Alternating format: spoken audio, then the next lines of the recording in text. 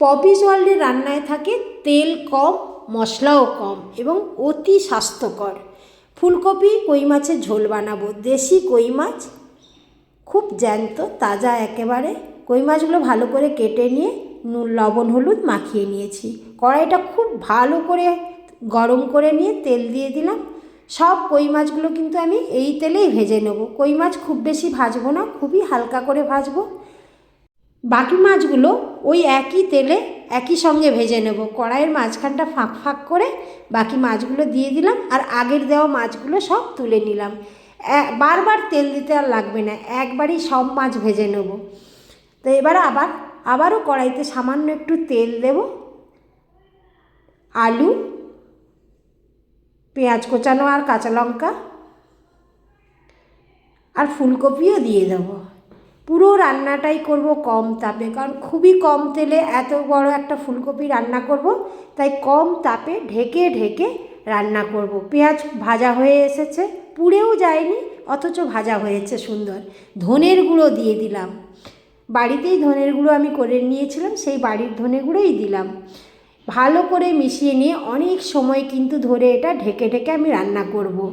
বেশ ভালো ধনের গুঁড়ো থেকে সুগন্ধ আসবে, তখনই দিয়ে দেবো পরিমাণ মতো হলুদ। ভালো করে মিশিয়ে নিচ্ছি। টমেটো কোচানো আর গ্রেট করা আদা দিয়ে দিলাম। পরিমাণ মতো লবণ দিয়ে ভালো করে ঢেকে ঢেকে রান্না করব। যখন টমেটো নরম হয়ে যাবে তখনই দেব জিরের গুঁড়ো। জিরের গুঁড়ো দিয়ে কিন্তু আমি বেশি আর কষাবো না, বা বেশি ভাজা ভাজাও করব না। হালকা মিশিয়ে নিয়ে সামান্য কিছু সময় নেড়ে নিয়ে গরম জল দেব, কারণ অর্ধেক সেদ্ধ হয়ে গেছে আলু ঢেকে ঢেকে রান্না করার জন্য, আর কফিও সুন্দর অর্ধেক সেদ্ধ হয়ে গেছে, তো আর বেশি সেদ্ধর প্রয়োজন নেই।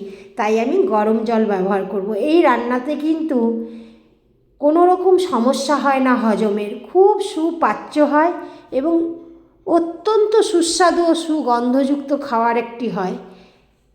ঝোল ফুটে গিয়েছে, ভেজে রাখা কই মাছগুলো দিয়ে দেবো। তেল মশলা কম ব্যবহার করলেই যে স্বাদে কোনো কমতি থাকে তা কিন্তু একেবারেই নয়, কারণ আমি বহু দিন ধরে কম তেল রান্না খাওয়া অভ্যেস করেছি, আমার কোনো সমস্যা হয় না। তবে হ্যাঁ, রান্নাতে কিন্তু একটু সময় লাগে, যেহেতু তেলের ব্যবহারটা খুবই কম থাকে, তাই কিন্তু রান্নাতে একটু সময় লাগে।